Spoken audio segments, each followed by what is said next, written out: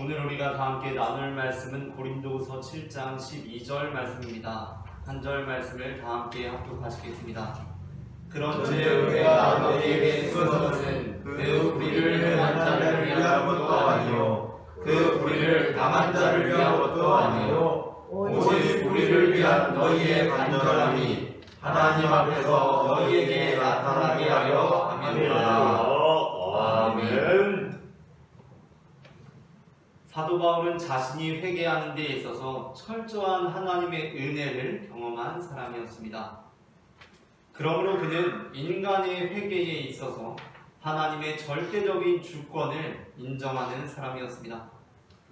우리도 마찬가지입니다. 우리는 모두 우리 스스로가 다른 어떤 사람의 능력이나 나의 결단으로 회개했다고 생각하지 않습니다.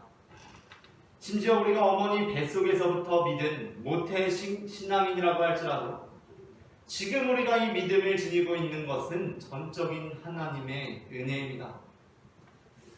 하지만 바울은 회개에 있어서는 인간의 능력이 중요한 것이 아니라 하나님의 주권과 하나님의 은혜가 절대적이니 하나님의 능력만 의지하고 아무것도 하지 않고 가만히 있었던 것은 아니었습니다.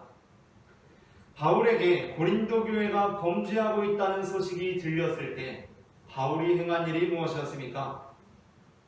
바울은 회개의 능력은 오로지 하나님께만 있으니 하나님께서 알아서 고린도 교회를 회개시키시겠지 라고 태평하게 자기 할 일이나 하고 있지 않았습니다.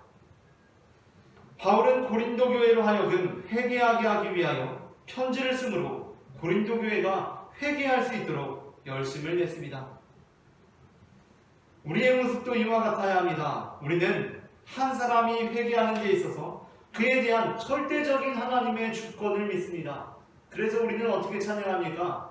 흑암에 사는 백성들을 보라 수많은 심령 멸망하겠네. 그 누가 갈까 주의 복음 들고 생명을 구원하는 곳으로라고 찬양하면서 우리는 거기에서 이렇게 고백합니다. 큰 권세 주님께 있으니 큰 권세 주님께 있으니 주님만이 그 영혼들을 회개시킬 수 있으신 것입니다.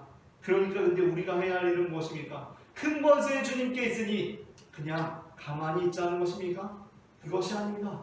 큰 권세 주님께 있으니 우리는 가서 주의 복음을 전할 것이요 너는 가서 주의 복음 전하라 라고 우리에게 명하고 있는 것입니다. 그러므로 우리는 하나님의 절대적인 주권, 한 사람을 회개하게 하는 데 있는 하나님의 절대적인 주권을 믿으면서도 범죄하고 있는 사람들을 보면서 가만히 있어서는 안 됩니다. 우리는 그들이 회개할 수 있도록 무언가를 해야 하는 것입니다. 하지만 이것은 우리에게 속한 일이 아니기 때문에 하나님께서 주관하시는 것이고 하나님께서 온전한 주권을 가지고 계신 것이기 때문에 하나님의 전문 영역이기 때문에 그냥 우리가 동참한다고 해서 우리가 하고 싶은 대로 우리가 이렇게 하면 옳다고 여겨지는 대로 할 수 없습니다. 우리가 만일 어떤 사람을 돕는다고 생각해 봅시다. 그런데 그 사람을 돕고자 하는 그 영역이 내가 잘 알지 못하는 영역입니다. 오로지 그가 온전히 주권을 가지고 행하는 일입니다. 그때 우리는 그의 그 작업, 전문적인 작업을 돕고자 할 때 우리가 하고 싶은 대로 우리가 생각하기에 옳은 대로 행할 수가 있습니까? 그럴 수 없습니다. 그가 이것 좀 해주세요 하면 가서 그거 보조 들고 이것 좀 가져오세요 하면 그거 가져오는 보조를 맞춰야 합니다. 오로지 그의 주권에 따라서 우리는 행동해야 한다는 것입니다. 하나님께서 한 사람을 구원할 때 우리가 동참하는 행위 역시 마찬가지입니다. 우리가 다른 사람들로 하여금 회개하기 위하여 하는 행위 역시 마찬가지입니다.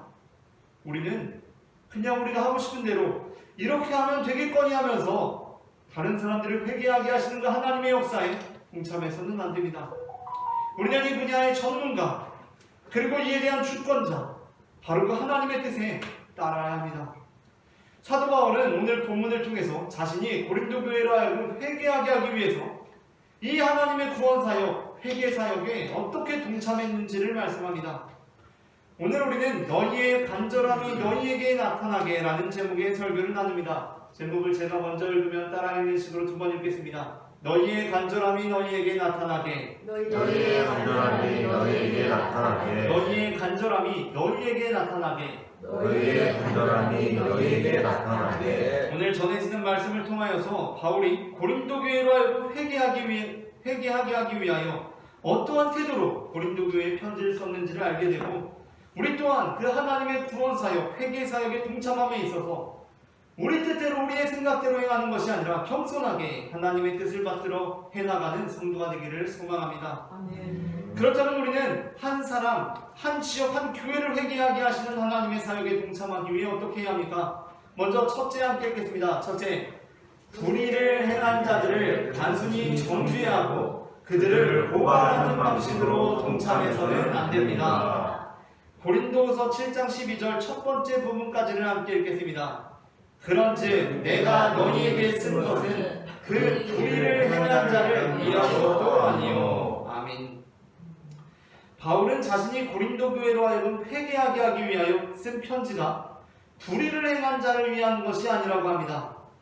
여기서 불의를 행한 자들이란 고린도 교회에 잠입하여서 아주 의도적이고 주도적으로 바울을 모함해서 고린도 교회와 바울의 관계에 악영향을 끼친 그 거짓 교사들을 의미합니다. 이들은 참으로 고린도 교회에 불의를 행한 자들이었습니다. 그러니까 고린도후서 7장 12절에서 바울이 자신이 고린도 교회로 하여금 회개하기 위한 편지를 쓴 것이 불의를 행한 자들을 위함이 아니라는 것은, 바울이 편지를 쓴 이유가 단순히 자신과 고린도 교회의 관계를 흔들어 놓은 거짓 교사들의 잘못을 질책하고 그들을 고발하기 위해 쓴 것이 아니라는 것을 의미합니다. 물론 우리가 어떤 사람들을 회개시키기 위해서 우리는 때로 그들로 하여금 그들의 잘못에 대해서, 죄에 대해서 분명히 직시하게 하곤 합니다. 이러한 방식은 분명히 선교적인 차원의 의의가 있습니다. 사도행전 2장과 7장에 기록되어 있는 베드로와 스데반의 설교는 모두 듣는 이들로 하여금 자신들의 죄를 직시하게 하는 면이 있었습니다. 하지만 우리가 회개에 대한 하나님의 전적인 주권을 믿는 사람들이라면 우리의 방식이 베드로의 설교와 스데반의 설교로부터 단순히 그 부분, 죄를 증명케 하는 것, 너희가 얼마나 잘못했는지 질책하고 그들의 죄를 고발하는 부분만을 차용하여서 다른 사람들을 정죄하고 고발하는 식으로 흘러서는 안 됩니다. 바울은 하나님의 구원사역, 하나님의 회개사역에 동참하면서 그렇게 하지 않으려 했다는 것입니다. 불의를 행한 자들을 고발하고 그들의 잘못을 질책하려고 하지 않았다는 것입니다. 다음으로 둘째 함께 읽겠습니다. 둘째, 불의를 당한 자들을 단순히 위로하고 그들을 독려하는 방식으로 동참해서는 안 됩니다. 고린도후서 7장 12절 두 번째 부분까지를 함께 읽겠습니다. 그런즉 내가 너희에게 쓴 것은 그 불의를 행한 자를 위한 것도 아니요 그 불의를 당한 자를 위한 것도 아니요. 아멘. 바울은 자신이 고린도 교회로 하여금 회개하게 하기 위하여 쓴 편지가 불의를 행한 자들을 위한 것도 아니지만, 그러니까 불의를 행한 자들의 막 잘못을 질책하고 그들의 죄를 고발하기 위해 쓴 것도 아니지만, 그렇다고 또한 불의를 당한 자들을 위한 것도 아니라고 합니다. 여기서 불의를 당한 자들이란 누구겠습니까? 이들은 고린도 교회에 잠입해서 의도적이고 주도적으로 바울을 포함해서 고린도 교회와 바울의 관계에 악영향을 끼친 거짓 교사들에 의해서 그 악영향을 받아서 믿음이 흔들리고 믿음이 무너졌던 평범하고도 연약했던 고린도 교회 성도들을 의미합니다. 그러니까 이들은 그 불의를 행한 자들의 피해자들인 것입니다. 이들은 참으로 고린도 교회에서 불의를 당한 자들이었습니다.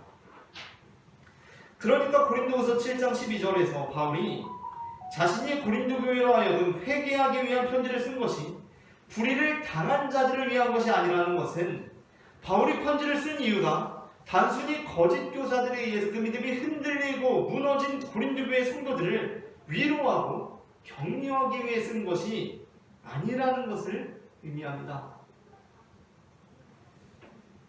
우리는 지금까지 신앙생활을 해오면서 어느 때까지는 우리와 같이 잘 믿다가 어느 순간 그 믿음을 잃게 되거나 그 믿음이 변질되어 버린 사람들을 간혹 보게 됩니다.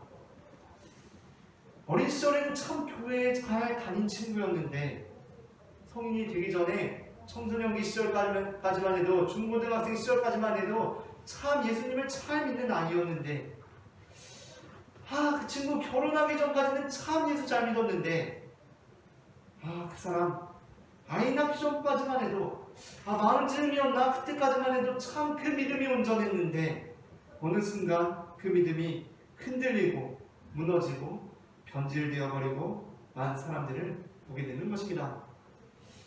그때 우리는 그들을 돌이키기 위해서 목회적인 차원에서 접근할 수 있습니다. 그렇게 우리는 그들이 흔들렸고 무너졌고 또 어떤 이들은 변질되어 버렸기 때문에 그들의 믿음이 다시 세워지고 온전해질 수 있도록 그들을 위로하고 격려하는 것입니다. 하지만 바울은 자신이 고린도 교회로 하여금 회개하기 위하여 편지를 쓸 때 단순히 불의를 당한 자들을 위로하고 격려하기 위해 편지를 기록하지도 않았다라고 말씀합니다.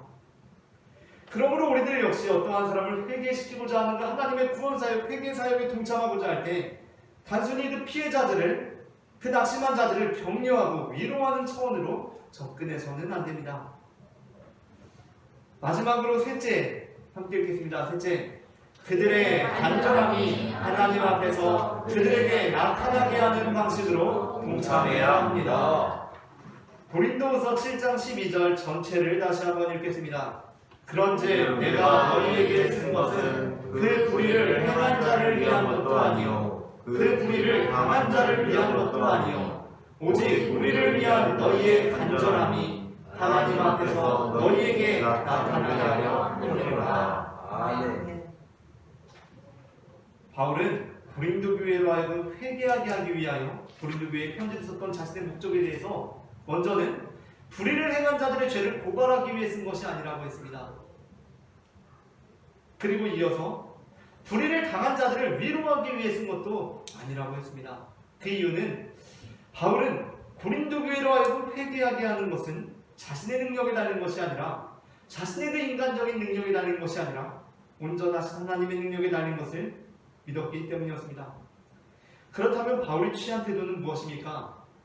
그것은 그 불의를 행한 자들이든지 그 불의를 당한 자들이든지 그들의 간절함이 하나님 앞에서 그들에게 나타나게 하려 했다는 것입니다. 이 부분이 참 어렵습니다. 그렇다면 그들의 간절함이 하나님 앞에서 그들에게 나타나게 하려 했다는 것은 도대체 무슨 말씀입니까? 본문은 그 의미를 해석하는 것이 무척 난해하기 때문에 어떤 영어 성경 번역본, 상당한 권위를 가지고 있는 영어 성경 번역본입니다. 지금도 영어권에서나 한국에서나 널리 읽히는 영어 어떤 번역본에서는 본문의 너희를 우리로 바꾸어서 번역을 했습니다. 그러니까 본문의 우리를 너희로 서로 바꾸면 어떻게 됩니까? 제가 바꿔서 읽어보겠습니다. 본문을 보시고 오직 너희를 위한 우리의 간절함이 하나님 앞에서 너희에게 나타나게 하려 함이로다 라고 번역한 영어 성경 번역본이 있습니다. 그러니까 우리를 향한 너희의 간절함이 하나님 앞에서 너희에게 나타나게 하려 함이로라는 부분이 너무 어색하고 난해하니까 너희를 위한 우리의 간절함이 하나님 앞에서 너희에게 나타나게 하려 함이로라 라고 번역하였습니다. 이렇게 될 때 오히려 본문이 자연스럽다라는 느낌이 많이 듭니다. 그러니까 내가 이 편지를 쓴 이유는 너희에 대한 나의 간절함, 우리의 그 진심이 너희에게 좀 전해졌으면 좋겠다 라는 마음이 나는 것입니다. 하지만 원어 성경은 그런 자연스러운 방식이 아니라 매우 난해하게도 오늘 우리가 읽고 있는 본문처럼 오직 우리를 위한 너희의 간절함이 하나님 앞에서 너희에게 나타나게 하려 함이로라 라고 기록하고 있기에 대부분의 번역 성경들이 난해하지만 이 본문을 있는 그대로 형식에 따라서 번역하고 있습니다. 그렇다면 그들의 간절함이 하나님 앞에서 그들에게 나타나려 했다는 것은 무슨 말씀입니까? 그들의 간절함이 그들에게 나타난다는 것이 무슨 말씀입니까? 조금 있으면 우리가 식사를 할 것이기 때문에 좀 죄송한 말씀이지만 제가 다른 예를 찾아보려고 했는데 이것밖에는 다른 것으로 정확하게 대응이 되지 않아서 조금 지저분한 얘기지만 아이에 관한 이야기니까 좀 양해를 하시고 들어주시기 바랍니다. 5살 길동이가 어느 날부터인가 이상하게도 변을 보지 않는 것입니다. 아이를 기르다보면 그게 큰 걱정이 되기도 합니다. 아이가 변을 보지 않습니다. 처음에 기저귀하고 이럴 때는 변 잘 보았었는데 언젠가부터 기저귀 떼고 이제 변을 하는데 하루에 한 번 응가를 하던 것을 사흘에 한 번 하기 시작하더니 언젠가부터 이제 나흘에 한 번, 또 언젠가부터 뭐 닷새에 한 번, 여새에 한 번 이렇게 응가를 합니다. 변기가 응가가 나오질 않습니다. 그렇죠. 이제 길동이 부모님이 이제 그게 걱정이 되는 건데 이거 응가를 안 하지? 어느 순간부터 걱정이 돼서 얘가 이제 변기에 앉으면 가서 이제 그거를 같이 신경 써주는 것입니다. 안 되겠다 싶어서 이제 그게 계속 지나가니까 한 이제 몇 주가 지나도 막 응가를 하지 않으니까 길동이 부모님이 이 아이를 병원에 데리고 가봤습니다. 근데 아무리 막 병원에 다녀보아도 무슨 약을 받아서 먹어도 이게 좋아지지가 않습니다. 그러니까 그 병원에서 이게 아이의 어떤 심리적인 문제일 수도 있고 아이의 어떤 정신건강적인 문제일 수 있으니까 어린이 전문으로 정신건강을 하는 그런 병원에 데려가 보았으면 좋겠다. 뭐 약물이나 그런 거 아니라 상담이나 행동치료로 하는 쉽게 말하자면 뭐 오은영 박사님처럼 그렇게 하시는 그런 곳에 데려가 보았으면 좋겠다. 라는 권유를 받고 길동이를 그런 이제 정신건강의학병원에 데려가게 되었습니다. 그렇게 이제 일주일에 한 번쯤 이렇게 상담을 받는 것입니다. 그렇게 이제 몇 달쯤 되었을 때 길동이 부모님이 이제 길동이의 상담 내용을 의사 선생님으로부터 들을 수 있었습니다. 그 녹음된 파일에는 이제 몇 주 이제 그 상담을 받다가 이제 이렇게 대화한 내용이 들어 있었습니다. 의사 선생님이 물었습니다. 길동이는 언제가 제일 좋아? 나는 엄마가 행복할 때가 제일 좋아. 라고 이야기를 하는 거예요. 이렇게 이야기를 했습니다. 그래? 길동이는 엄마를 제일 사랑하는구나. 나는 엄마가 제일 좋아. 그래. 그리고 길동이는 언제가 제일 싫어? 나는 엄마가 속상한 게 제일 싫어. 그래? 엄마가 속상한 게 제일 싫구나. 나는 엄마가 속상한 게 너무 싫어. 엄마가 속상한 게 나는 너무 싫어. 그래서 응가하는 게 너무 싫어. 라고 이야기를 하는 것이었습니다. 알고 보니까 처음에 며칠 몇 주는 아이가 먹은 게 좀 다른 음식일 수도 있고 컨디션이 좋지 않아서 응가를 잘 못할 수도 있습니다.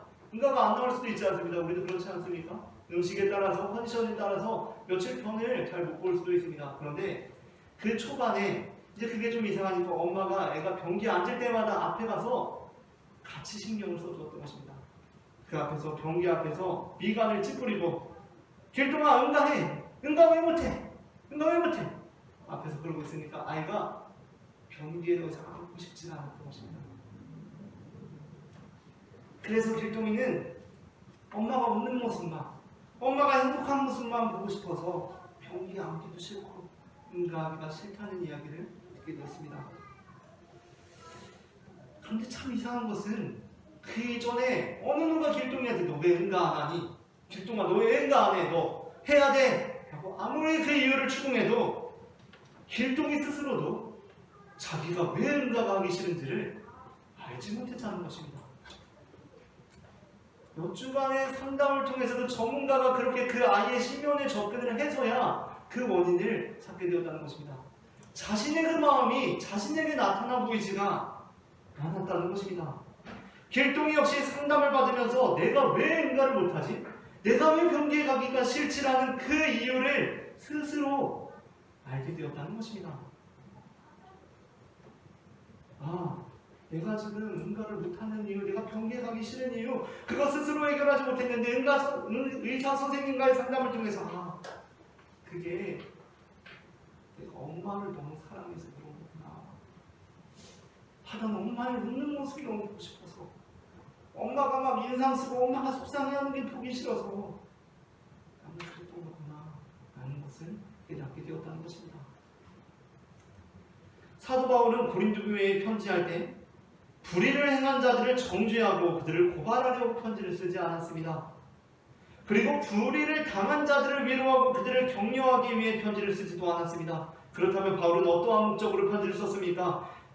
그들의 간절함, 그들 자신들도 스스로 모르고 있던 그 간절함이 하나님을 통하여 그들 스스로에게 나타나지기를 바라는 마음으로 편지를 쓴 것입니다. 고린도 교회는 악한 의도를 가지고 고린도 교회에 잠입하여서 바울과 고린도 교회의 관계를 어그러뜨리려고 했던 사람들이 있었습니다. 그러한 면에서 바울은 그들을 충분히 정죄하고 나무랄 수 있었습니다. 하지만 바울은 그 문제 자체가 아니라 그 문제가 어디로부터 비롯되었을까를 생각해 보았습니다.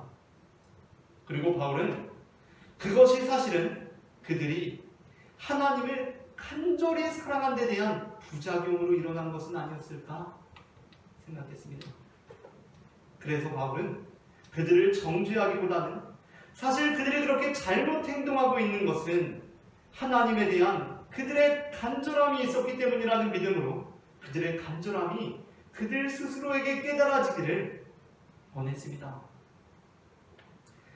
요즘 많은 교회들이 교회의 악한 의도를 가지고 잠입한 이단들에 의해서 굉장히 큰 어려움을 겪고 실제로 무너지는 일들이 발생하면서 대부분의 교회들이 교회 입구 아주 잘 보이는 곳에 신천지의 출입을 금합니다 라는 문구를 큼지막하게 붙여두었습니다.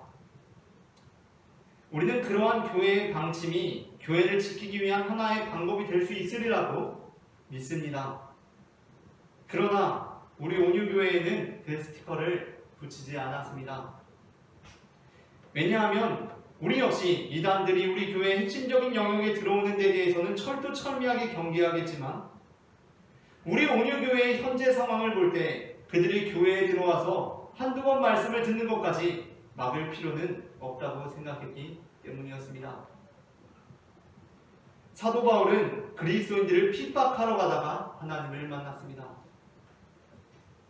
존 웨슬리는 영 내키지 않은 마음으로 참석한 집회에서 회심을 경험했습니다. 혹시 모르겠습니다. 우리도 나중에 교회 상황과 여건에 따라 그런 스티커를 붙여서 법적인 보호를 도모할 수도 있을 것입니다.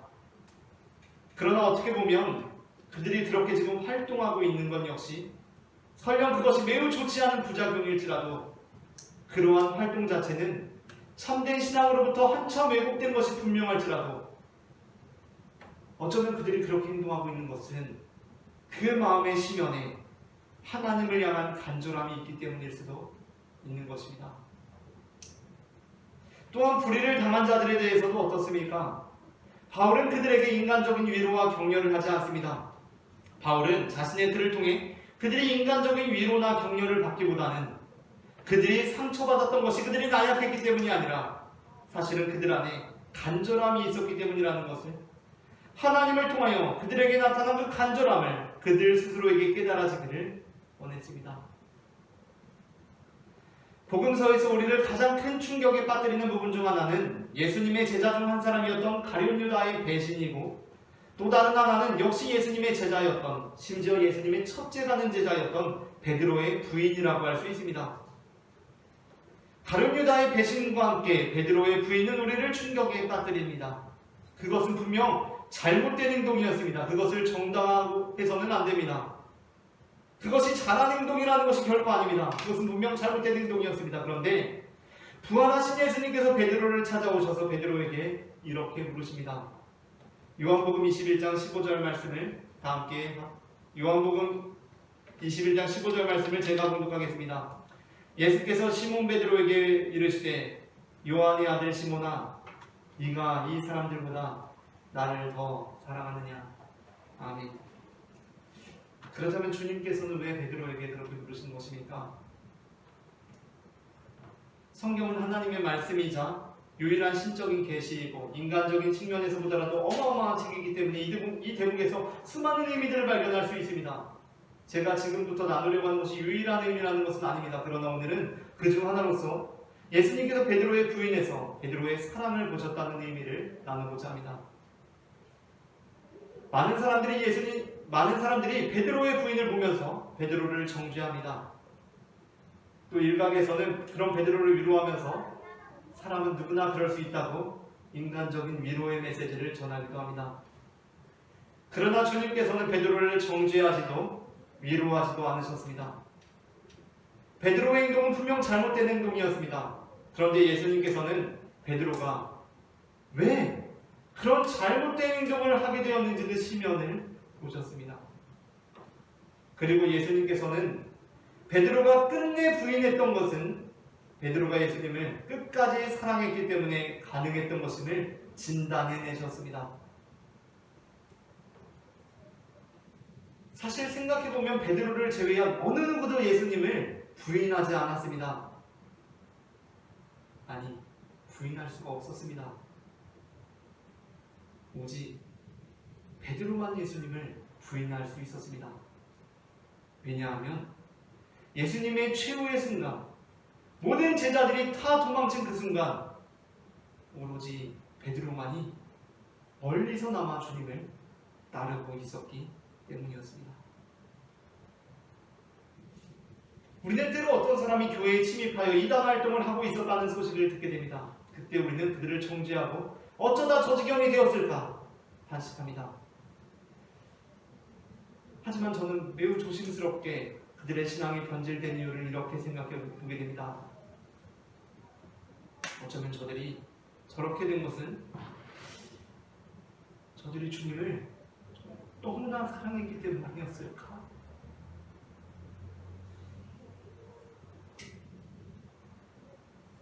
또 때로 우리는 한때 신앙을 가지고 있었지만 어떤 상처를 받아서 이제는 신앙을 잃어버리고 살아가는 사람들을 보게 됩니다. 그러면 우리는 그들에게 찾아가 그들을 위로하고 그들을 돌이키려고 애쓰기도 합니다.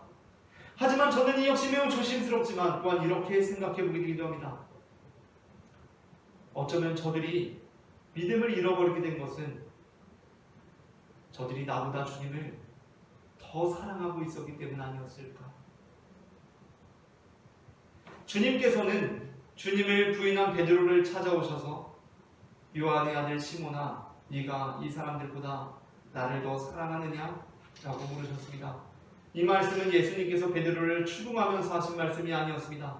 최후의 순간 예수님을 부인한 베드로를 찾아오신 예수님께서는 예수님을 부인한 베드로를 보신 것이 아니라 최후의 순간까지 예수님을 따른 베드로를 찾아오셔서 이렇게 말씀하신 것입니다.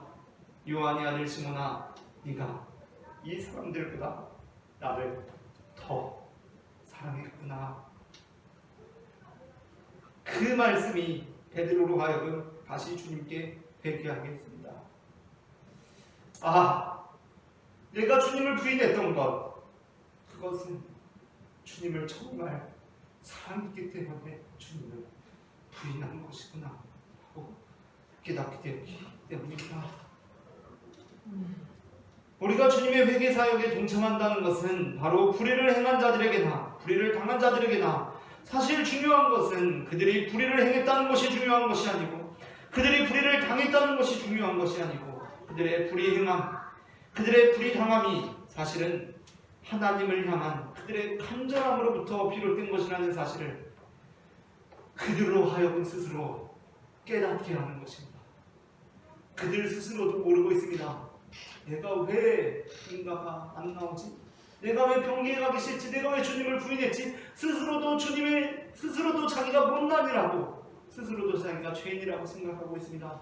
우리는 그들을 찾아가서 이렇게 말해주어야 합니다. 당신이 그러고 있는 것은 당신의 얼굴을 사랑하기 때문입니다. 당신이 그럴 수밖에 없었던 것은 주님을 너무나 사랑했기 때문입니다.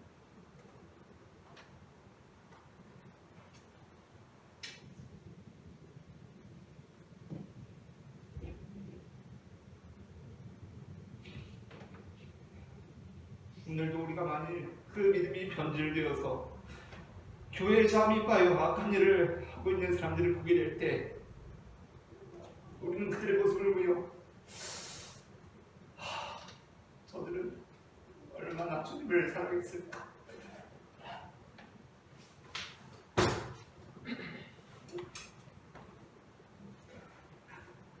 한때 예수님을 참 잘 믿었었는데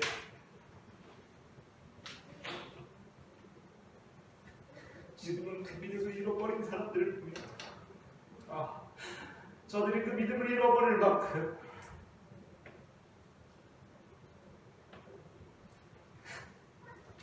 얼마나 주님을 사랑했을까? 나는 예수님을 버리고 도망쳤던 그때 저들은 멀찍서나 주님 곁에 있었던 사람입니다. 당신은 정말 하나님을 많이 사랑했던 사람이었습니다. 라고 그들의 간절함이 그들에게 나타날 수 있도록 우리는 돕는 자들이 되어야 할 것입니다. 말씀을 마칩니다. 오늘 사람을 회개하게 하시는 하나님의 사역에 동참하기 위해 불의를 행한 자들을 단순히 정죄하고 그들을 고발하는 방식을 취하지 않고, 또한 불의를 당한 자들을 단순히 위로하고 그들을 독려하는 방식을 취하지 않으며 그들의 간절함이 하나님 앞에서 그들에게 나타나게 하는 방식을 취함으로 하나님의 회개 사역에 동참합니다.